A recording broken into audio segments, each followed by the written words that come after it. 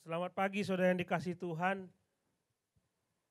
Senang sekali ya kita sudah cukup lama kita tidak beribadah secara onsite. Ada istilah onsite sekarang ya, onsite di tempat, maksudnya ibadah di tempat. Sudah cukup lama, tapi saya senang sekali kita bisa berkumpul dan kita bisa memuliakan nama Tuhan.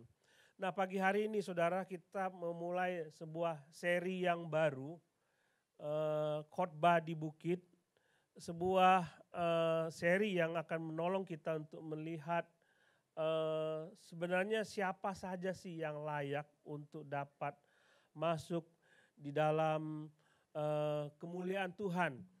Jadi kalau kita melihat di berbagai negara, mereka punya aturan-aturan sendiri yang membuat mereka untuk melihat, misalnya kalau kita berada di dalam sebuah negara, kita akan melihat aturan-aturan dan nilai yang berlaku di sebuah negara. Saya kaget, saya nggak pernah ke tempat itu, tapi di Amerika Serikat saya nonton sekali sebuah film National Geography, jadi mereka ada tato seperti itu ya. Ada tato dan saya lihat orang-orang yang masuk ke ruangan tato itu dengan pakaian bebas sekali karena dekat sekali dengan pantai. Jadi orang yang di pantai masuk ke dalam kota dengan menggunakan bikini, cuma pakai ya pakaian dalam saja, saudara bisa bayangkan seperti itu. Jadi mereka keliling kota dengan pakaian seperti itu dan bagi mereka itu normal. Coba di Bintaro saudara kayak gitu, saudara dikejar kalau di penjara, nggak mungkin itu terjadi. Di Indonesia nggak mungkin itu terjadi karena tiap negara punya nilai dan norma sendiri. Saudara tahu itu semua. Jadi kalau misalnya ada sebuah keluarga di rumah, kalau duduk makan ngobrol bersama, mungkin di rumah itu cocok ngobrol bersama-sama. Tapi mungkin ada kalau makan jangan bicara, ada kan begitu kan lagunya. Kalau makan jangan bicara. Tapi bagi saya kalau duduk makan itu kesempatan kita untuk bercerita satu sama lain. Tapi ada aturan rumah. Jadi kalau saudara ke rumah itu lagi makan, udah makan aja nanti ngomongnya. Itu bisa terjadi karena memang aturan tiap rumah tangga itu berbeda. Nah, Yesus menekankan kalau ada orang yang mau masuk ke dalam kerajaan Allah, ada nilai sendiri yang mesti masuk. Jadi ketika ada warganya, saudara, ini ada orang, warga negara kerajaan Allah masuk ke situ, saudara harus berlaku nilai-nilai yang tertentu. Nggak bisa saudara sembarangan hidup di situ. Nah, kita lihat di sini, misalnya kalau kita lihat di dalam khotbah di bukit itu, dalam pasal 5 ayat 20, Tuhan berkata, maka aku berkata kepadamu, jika hidup keagamaanmu tidak lebih besar daripada hidup keagamaan ahli-ahli Taurat dan orang-orang Farisi, sesungguhnya kamu tidak akan masuk ke dalam kerajaan surga. Ahli Taurat dan ahli Farisi, orang Farisi mempunyai nilai sendiri. Jadi mereka mencoba untuk hidup saleh, hidup benar, menjalankan keagamaan. Tapi Yesus mengatakan bukan nilai itu yang dia mau. Orang Farisi ya saudara tahu, puasa mereka bisa berapa kali seminggu. Saudara nggak bisa melebihi mereka. Susah untuk melebihi mereka. Mereka berdoa bisa 5, 6, 7 kali seminggu, sehari. Jadi ketika saatnya berdoa di tengah jalan, mereka akan berhenti dan berdoa. Itulah sebabnya mereka berdoa di tepi-tepi jalan. Saat berdoa, udahlah mereka berdoa di situ. Jadi mereka berdoa 7, 8 kali sehari. Saudara berdoa berapa kali? Tergantung Pak, makannya berapa kali. Begitu kan orang Kristen. Saudara nggak bisa melebihi mereka. Tapi Tuhan mencatat ada beberapa nilai yang lebih daripada sekedar nilai lahiriah. Ada nilai-nilai batinia yang harus dimiliki oleh orang-orang percaya. Nilai-nilai rohani yang harus dimiliki oleh orang-orang percaya. Dan orang-orang yang masuk ke dalam kerajaan surga harus punya nilai-nilai itu. Saudara akan pelajari nanti dari pasal 5, pasal 7 sampai pasal 7. Itulah nilai-nilai yang harus kita miliki di dalam kerajaan surga. Lalu apa itu kerajaan surga? Apa itu kerajaan surga? Dan banyak dari perjanjian lama sampai perjanjian baru, Allah berbicara mengenai kerajaan surga. Kerajaan surga kalau menurut saya sekarang ini kita ada dua dimensi yang mesti kita lihat. Pada waktu Yesus berbicara mengenai, coba kita lihat di dalam Lukas pasal 12, Lukas pasal 11, ayat 20, di situ disebutkan, Lukas pasal 11 ayat 20, ini cerita mengenai ketika Yesus mengusir setan, lalu orang-orang ahli Taurat mengatakan engkau mengusir setan dengan kuasa Beelzebul. Itu tuduhan mereka kepada Yesus. Lalu Yesus mengatakan begini, jika aku mengusir setan dengan kuasa Allah, maka sesungguhnya kerajaan Allah sudah datang kepadamu. Yesus ingin tunjukkan kepada mereka bahwa, nih lihat nih, aku punya kuasa atas setan. Mereka tahu yang punya kuasa atas setan itu adalah Allah sendiri. Allah yang sanggup untuk memerintahkan setan itu pergi. Jadi dia ngomong begini, kalau kamu melihat aku mengusir setan dengan kuasa dari Allah, maka sesungguhnya kerajaan Allah sudah datang kepadamu. Jadi Yesus mengatakan, akulah yang berkuasa, akulah yang memerintah, akulah raja itu, maka kerajaan Allah ada di depan kamu. Dia menunjuk kepada dirinya sendiri pada saat itu. Kalau saudara melihat apa definisi sebuah negara, negara adalah ada yang memerintah, ada rakyat yang diperintah. Demikian pula kerajaan Allah, ada yang memerintah dan ada yang diperintah. Jadi Yesus memerintah setan itu, dia berkuasa atas setan itu. Kalau ada orang yang masuk ke dalam kerajaan Allah, dia harus tunduk kepada aturan-aturan Allah. Di mana Allah sendiri berkuasa dan memerintah atas dirinya sendiri. Pikir coba kita pikir. Saya yakin bahwa saudara akan mengatakan saudara sudah masuk ke dalam kerajaan Allah. Setuju? Setuju? Saudara masuk ke dalam kerajaan Allah. Tetapi apakah Allah memerintah di dalam dirimu? Itulah makanya kalau saudara berada di sebuah negara seperti Indonesia, saudara taat kepada aturan-aturan di Indonesia, nggak bisa saudara berontak, nggak bisa. Lalu kalau saudara masuk ke dalam kerajaan Allah, saudara percaya kepada Yesus dan Yesus bertahta di dalam hatimu, maka saudara akan mengatakan bahwa aku tunduk kepada aturan-aturan Allah. Itu maksudnya kerajaan Allah. Jadi saat ini kita bisa melihat manifestasi dalam kerajaan itu dalam diri saudara. Ketika saudara tunduk kepada aturan-aturan Allah, maka saudara masuk ke dalam kerajaan Allah. Tetapi Yesus juga punya dimensi lain. Waktu dia berkata kepada orang-orang dalam doa Bapa kami, dia mengatakan, Bapa kami yang di surga, datanglah kerajaanmu, jadilah kehendakmu di bumi seperti di surga. Datanglah kerajaanmu. Belum datang, ini Yesus menganjurkan kita untuk datang untuk berdoa supaya kerajaan Allah datang. Belum datang. Berarti ini punya dimensi eskatologi, punya dimensi masa depan, future, nanti akan datang. Dan kita tahu bahwa dia akan datang kembali ke dunia dan dia memerintah di dunia selama 1000 tahun kerajaan milenial dan dia berkuasa di situ di bumi seperti di surga. Kita akan memerintah di situ bersama-sama dengan dia. Jadi dia memerintah, punya dimensi yang akan datang. Jadi saudara, siapa yang layak untuk masuk ke dalam kerajaan itu? Siapa yang layak untuk masuk dalam kerajaan itu? Dia bercerita mengenai kerajaan-kerajaan itu. Inilah yang akan kita pelajari dalam khotbah di bukit. Ada aturan-aturan, ada norma-norma yang harus saudara taati. Nah, jadi sekarang ini kalau dia punya dimensi kekal nanti di masa yang akan datang. Ada dimensi masa kini di mana saudara berada di dalam aturan-aturan Allah.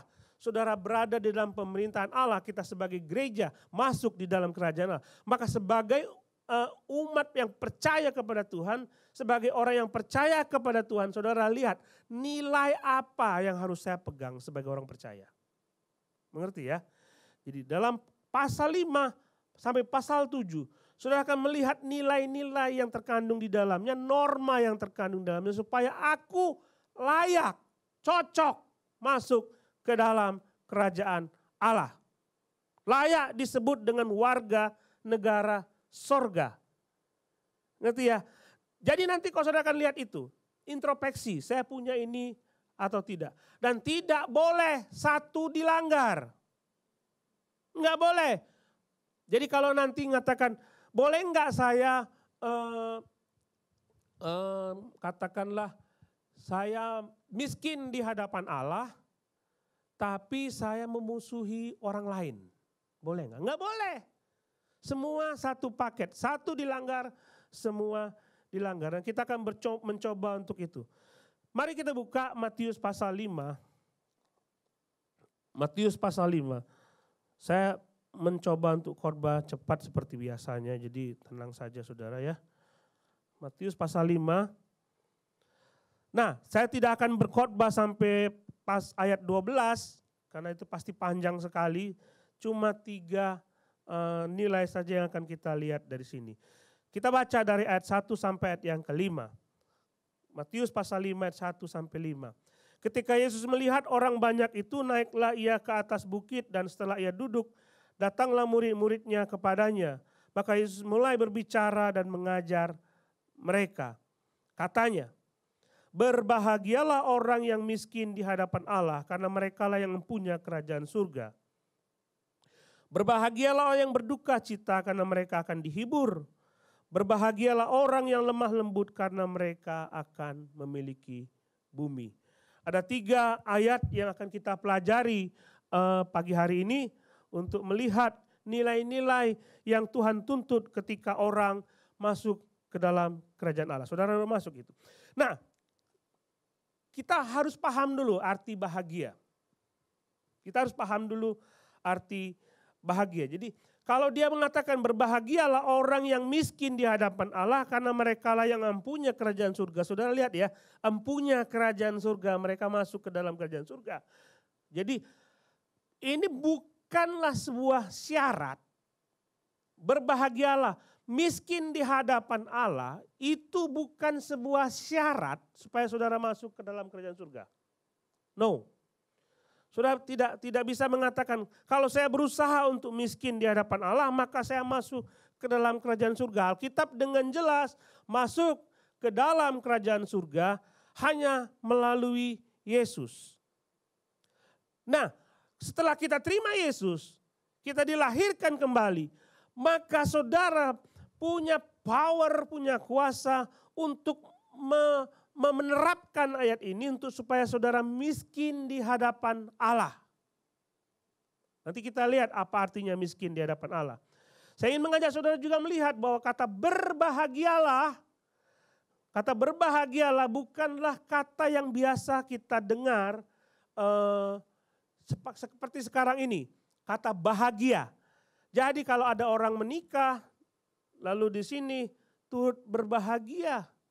Gitu kan? Bukan konsep bahagia seperti itu yang Tuhan ajarkan di sini. Berbahagia, kami berbahagia karena engkau sudah menikah, berbahagia karena punya anak, kami turut bahagia. Bukan bahagia itu yang Tuhan maksud.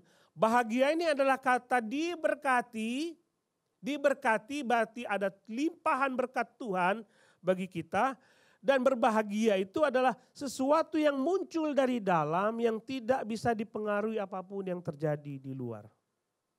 Apapun yang terjadi di luar. Itulah sebabnya saudara akan ketemu dengan banyak orang-orang yang taat kepada Tuhan dan tidak terpengaruh dengan apapun yang terjadi di luar. Mereka tetap bahagia. Karena kebahagiaan itu tidak dilimpahkan dari luar, muncul dari dalam. Muncul dari dalam. Saya bertemu sekali dengan banyak orang yang tidak beruntung seperti kita. Tapi dia tetap bisa mengatakan, Allah sungguh baik dalam hidupku. Allah terlalu baik dalam hidupku. Ada sebuah lagu yang saya senang sekali nyanyikan waktu kami perpisahan dengan gereja di Grogol. Saya menyanyikan lagu itu dikarang oleh seorang bapak dan anaknya sekarang menjadi penyanyi. Dan dia menuliskan syair-syair yang begitu indah. Thank you Lord for your blessing on me. Terima kasih Tuhan atas berkat-Mu dalam hidupku. Lalu dia cerita, orang bapak ini punya sebuah rumah. Bisa dikatakan rumah, sebenarnya tidak. Dia sebutkan gubuk, lumbung, dan dia tidur di situ. Dan dia lumbungnya itu bocor di mana-mana kalau hujan, dia kedinginan kalau malam, dan dia harus menabung 1 tahun hanya untuk membeli mobil-mobilan plastik buat anaknya.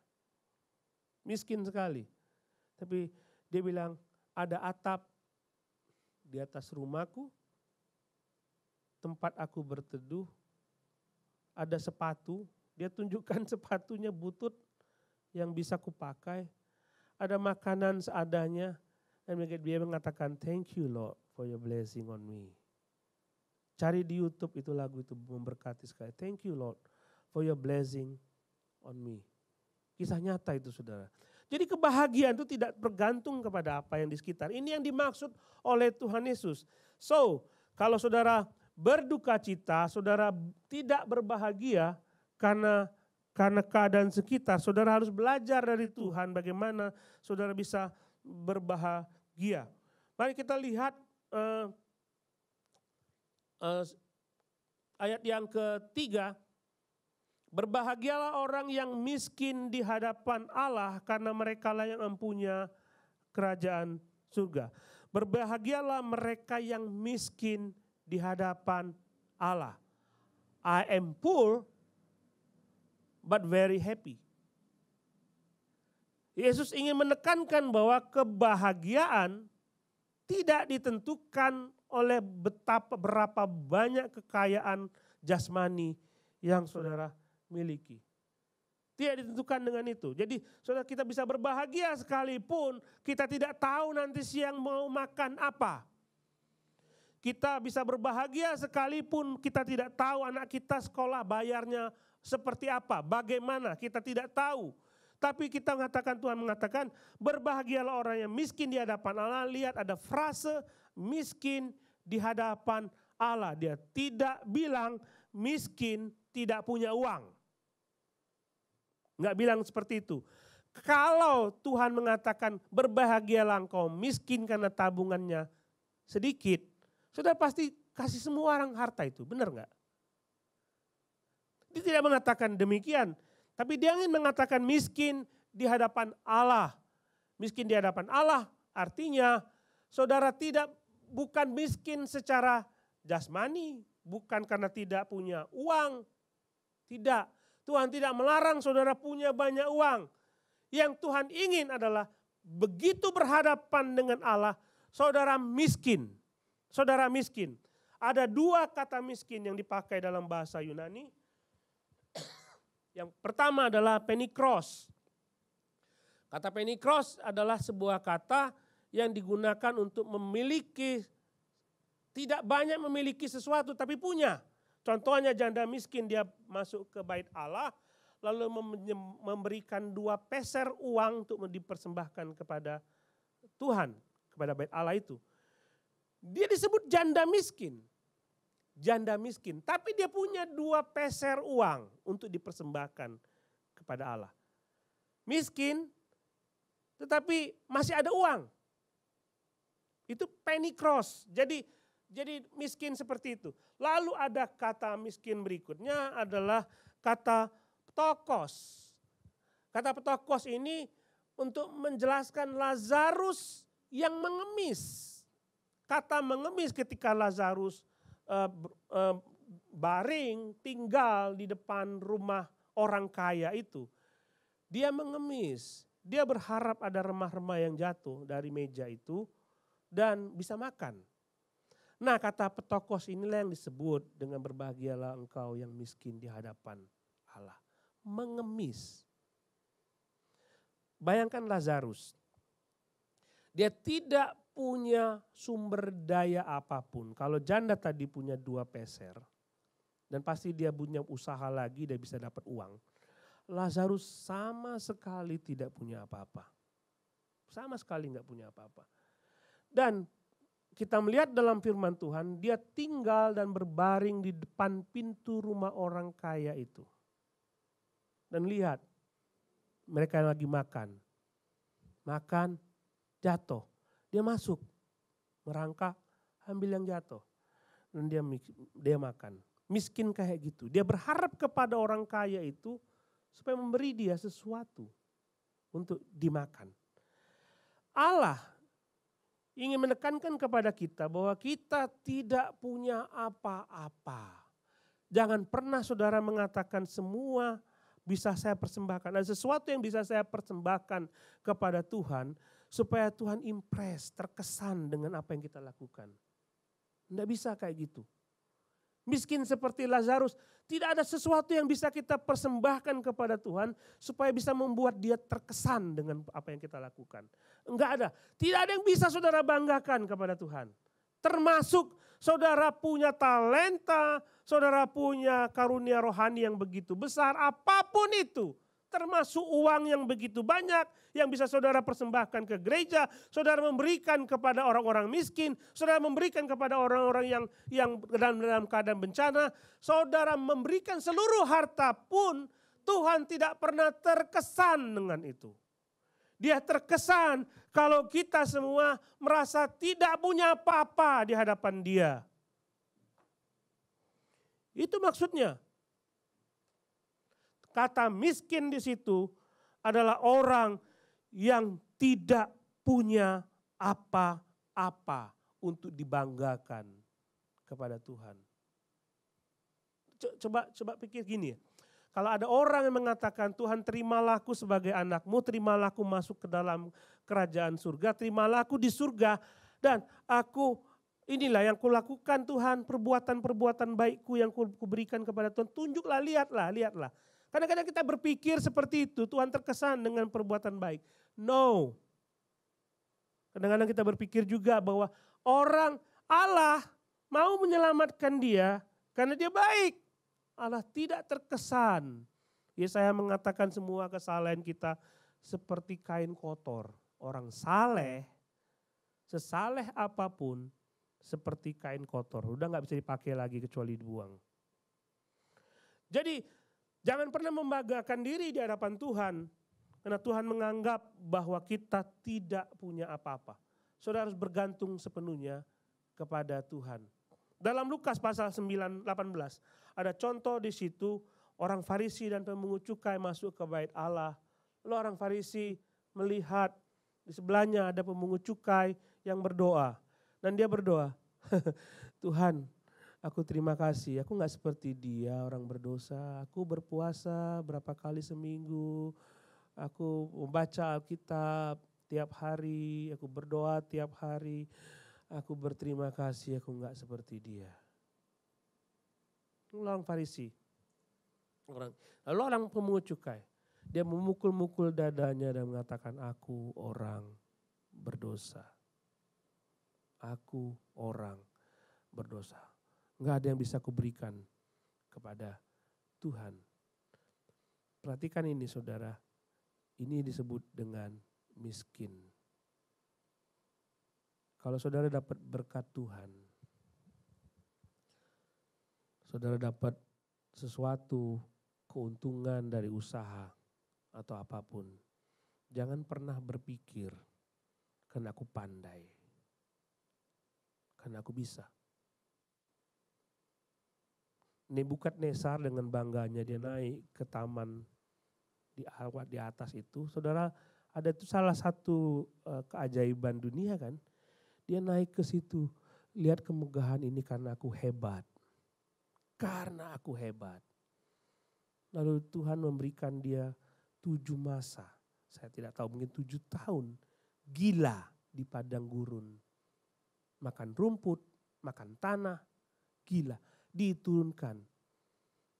Lalu tadi pagi saya membaca tentang Beltasar, Daniel pasal yang ke-5 kalau nggak salah. Dia Dia mengadakan pesta lalu mengeluarkan cangkir, gelas, cawan yang dari emas dari bait Allah yang direbut oleh Nebukadnezar.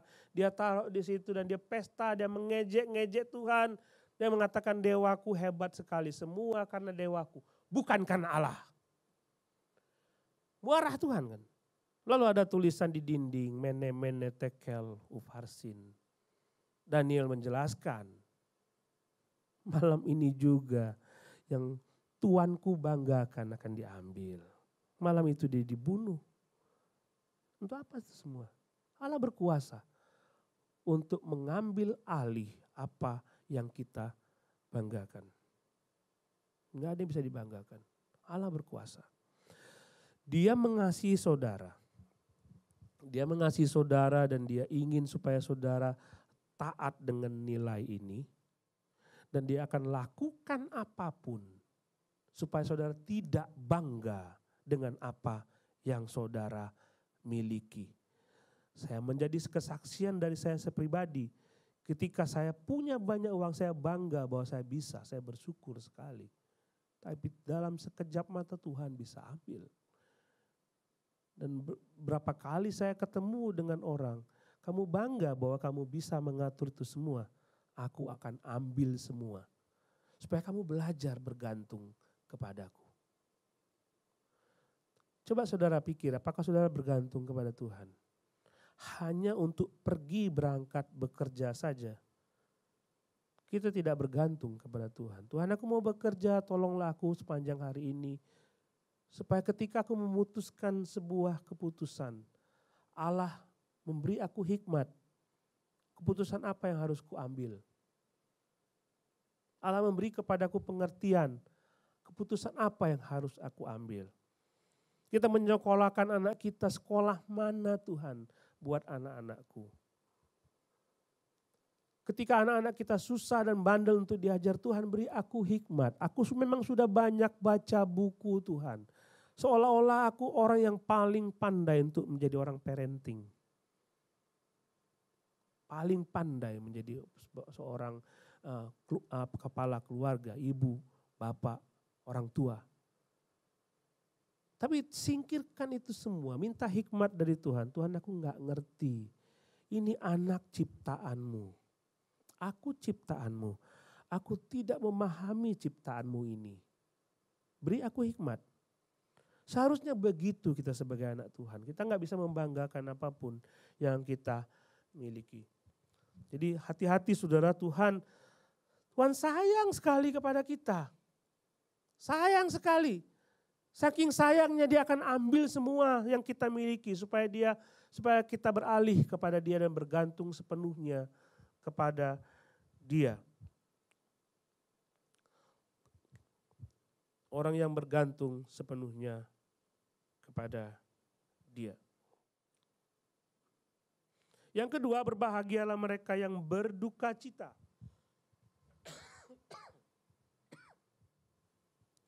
Berbahagialah mereka yang berduka cita, karena mereka akan dihibur. Setiap orang pernah mengalami duka cita. Hari Selasa yang lalu kita berdoa untuk NTT. Ada baptis berdoa hari Selasa malam. Saya tidak melihat itu karena saya ada kegiatan hari Selasa malam. Tapi saya melihat video anak-anak NTT menyanyikan lagu apa itu? Indonesia bagi kemuliaan-Mu.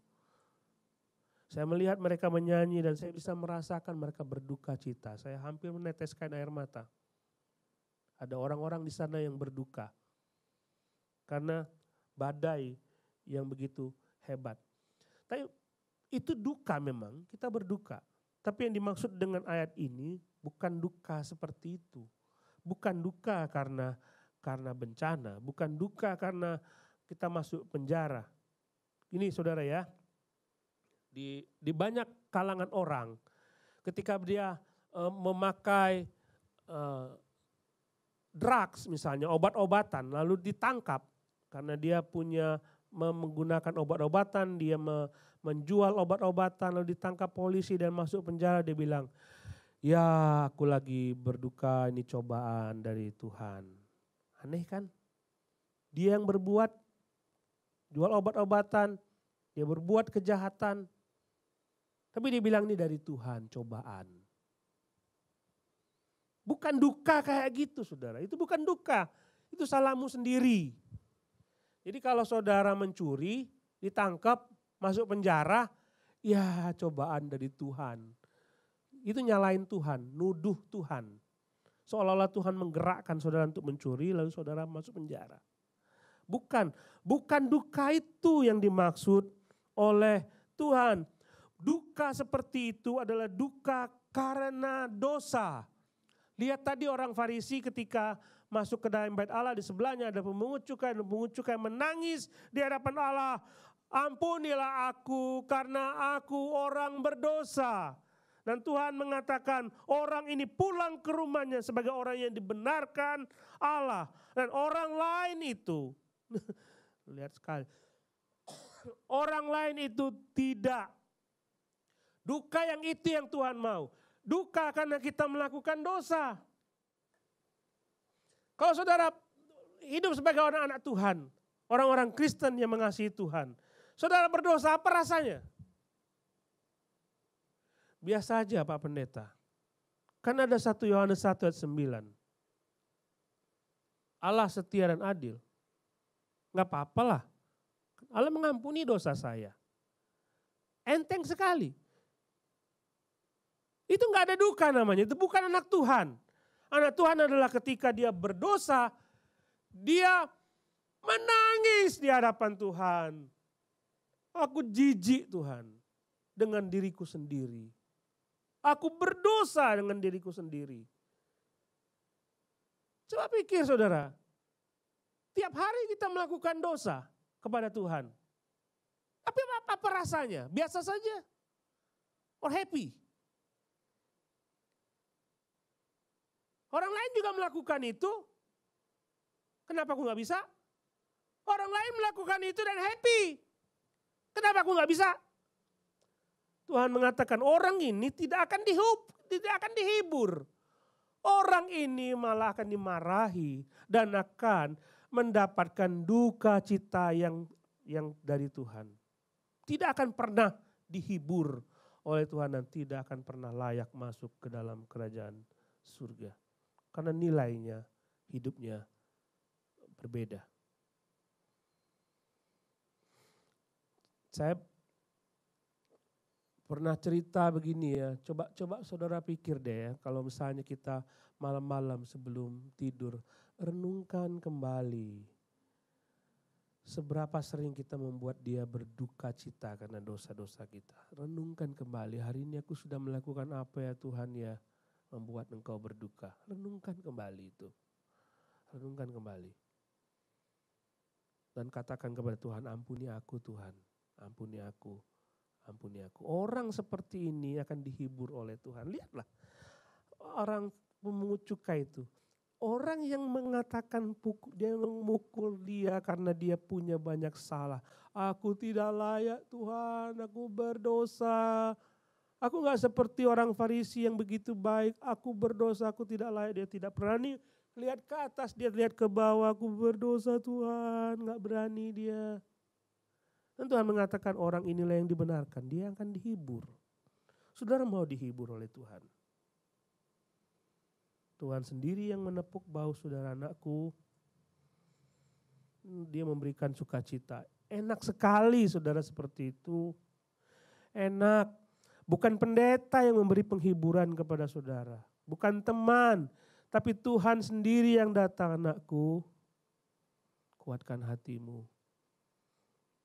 Saya terenyuh ketika Rasul Paulus berada dalam penjara, setia di dalam melayani Tuhan, dia menangisi dosa orang Israel. Dia rela mati terkutuk demi orang Israel karena dosa-dosa mereka. Tapi dia menderita, dia masuk penjara. Tapi ketika dia masuk penjara, dia bertemu dengan Tuhan. Dan mengatakan, Paulus, masuklah ke Roma, masuklah ke Yerusalem. Jangan takut, aku menyertaimu. Dan engkau juga akan pergi ke Roma. Wah, Tuhan sendiri yang datang menghibur. Percayalah, Dia sendiri yang datang kepada saudara secara pribadi memberikan penghiburan itu. Jadi, tapi saudara menangisi dosa. Dosa kita harus ditangisi. Dan juga menangisi dosa orang lain.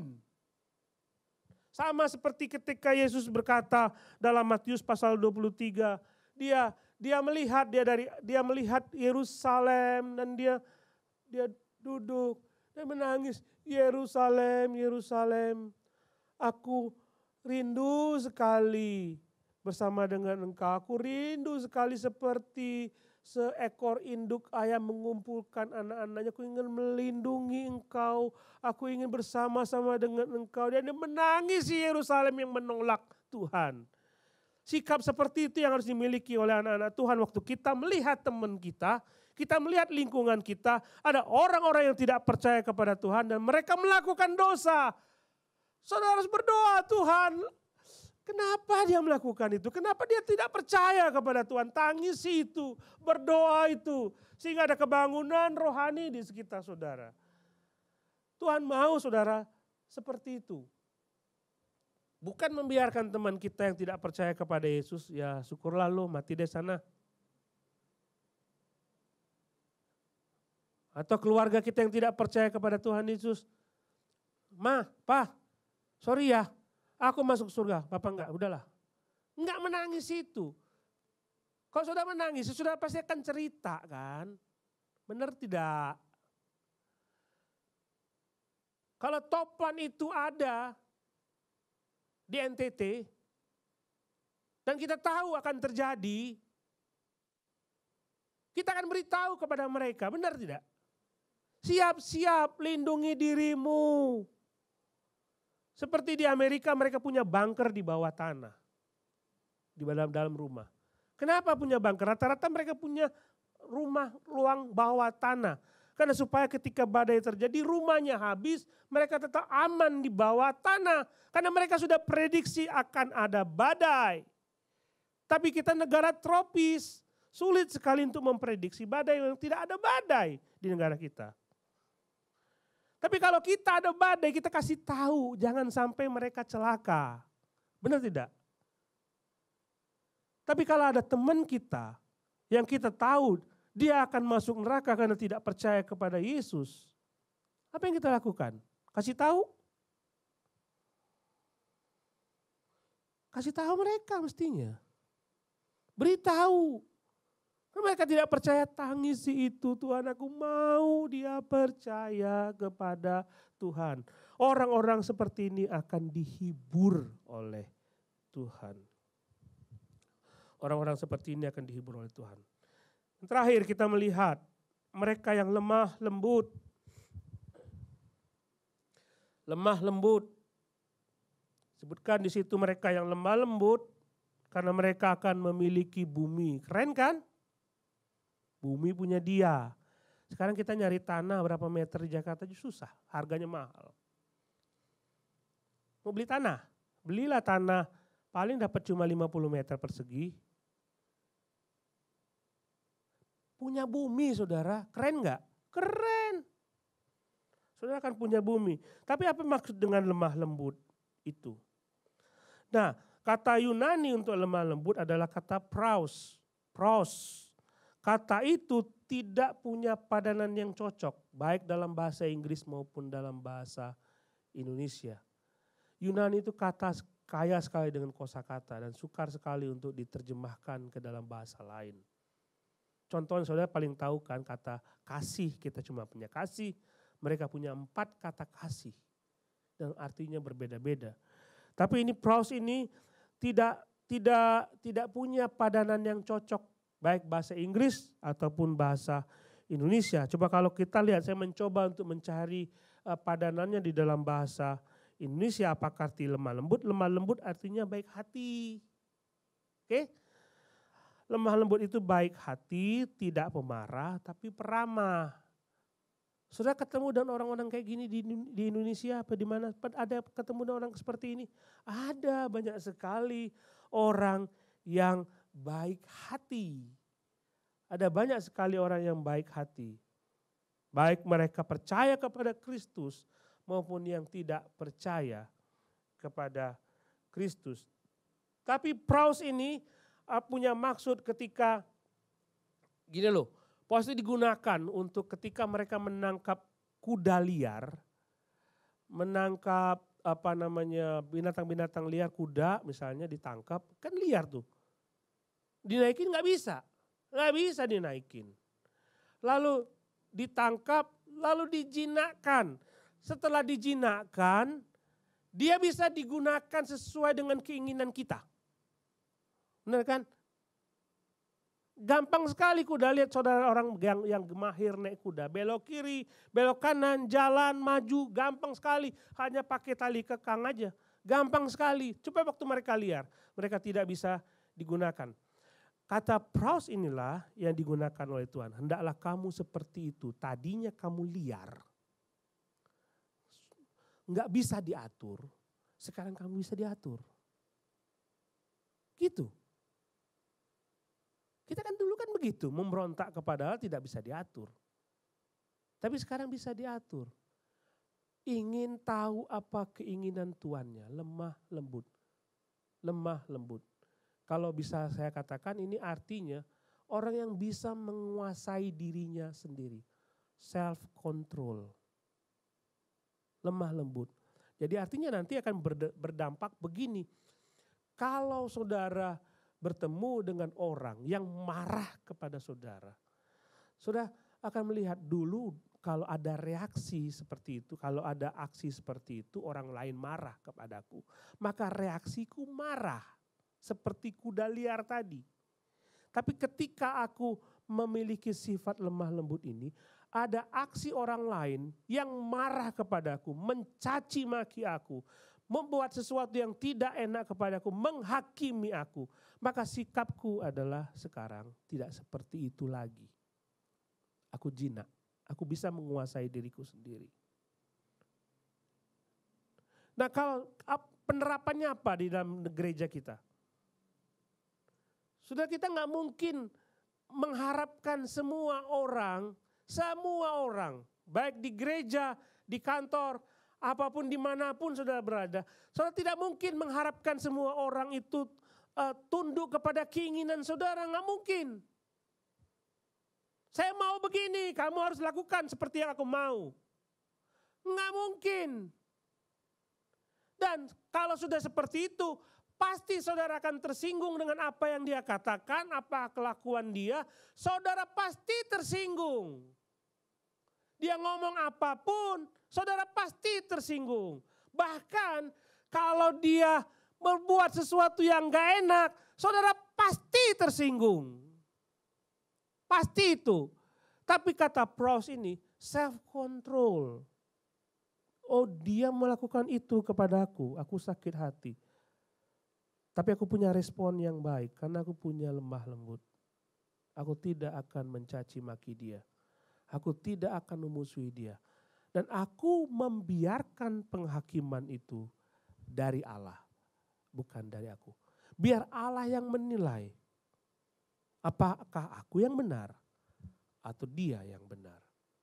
Harusnya seperti itu. Harusnya seperti itu. Self control.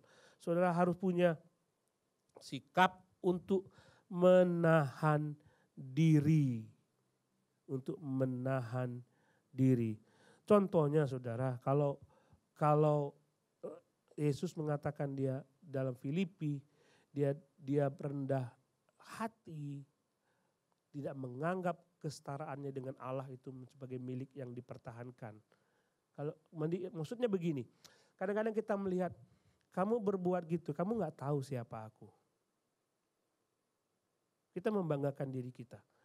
Tetapi Tuhan mengatakan, coba lihat siapa Tuhan. Siapa itu Yesus? Dia punya tahta di surga, dia punya segala sesuatu di surga, yang mengatakan aku Allah, aku punya kuasa atas dirimu, Aku punya kuasa atas dirimu, aku bisa saja membiarkan engkau mati dan masuk neraka. Tapi dia mengatakan, oh no. Aku akan merendahkan diriku, aku akan menyamakan diriku dengan engkau sama seperti manusia. Aku akan mati, disiksa, disalib hanya bagi engkau. Sikap seperti itu yang harus kita teladani dari Yesus. Kalau kita tersinggung dengan teman kita, siapapun dia, kita akan mengatakan, aku bukan siapa-siapa Tuhan. Aku orang berdosa, aku tidak layak menghakimi dia. Aku mau supaya hidupku sesuai dengan apa yang engkau mau, self control diriku bagi Tuhan. Sikap seperti itu yang harus kita miliki. Nah hari ini kita udah pelajari miskin di hadapan Allah. Kita berduka cita. Lalu kita punya hati yang lemah lembut. Sikap seperti itu yang harus kita miliki ketika kita masuk ke dalam kerajaan surga. Sekali lagi saudara, ini bukan karena kita berusaha untuk dapat punya nilai itu, menerapkan nilai itu supaya kita masuk ke dalam kerajaan surga. Bukan. Masuk ke dalam kerajaan surga itu adalah karunia dari Tuhan. Tetapi alangkah celakanya, alangkah menyedihkan kalau ada orang yang sudah ditebus oleh Tuhan. Sudah punya roh yang begitu luar biasa di dalam dirinya. Punya power. Tapi tidak mau berusaha untuk menerapkan nilai ini di dalam hidupnya. Enggak bisa aku. Menyedihkan. You have the power. Come on. Kamu punya kuasa untuk menerapkan nilai-nilai ini dalam hidupmu. Jangan malas. Nanti berdoalah di rumah, Tuhan, aku harus punya sikap miskin di hadapan-Mu. Aku harus punya sikap berduka cita karena ketidakadilan, karena dosa. Aku harus punya sikap untuk berduka cita, berlemah lembut di hadapan Tuhan. Tuhan itu berat, tidak mungkin. Tapi tuntutanmu bahwa tiap orang yang masuk ke dalam kerajaan surga harus memiliki nilai itu. Bukanlah tuntutan yang tidak mungkin dipenuhi. Itu bisa pasti dipenuhi. Karena aku punya kuasa. Allah memberikan kepadaku kuasa. Tolonglah aku supaya sikap nilai seperti ini muncul dalam hidupku hari demi hari. Ada 8 ucapan bahagia atau mungkin nanti 9. Saudara renungkan semuanya itu nanti. Saudara berusaha untuk dapat menerapkannya dalam hidup saudara. Tapi cobalah kita menerapkan yang pertama terlebih dahulu. Miskin di hadapan Allah. We have no power. Kalau kita bisa menerapkan itu semua itu bukan karena kuat kita. Tapi karena Dia yang memberikan kekuatan kepada kita. Berjuang saudara. Jangan menyerah sebelum memulai. Mari kita berdoa.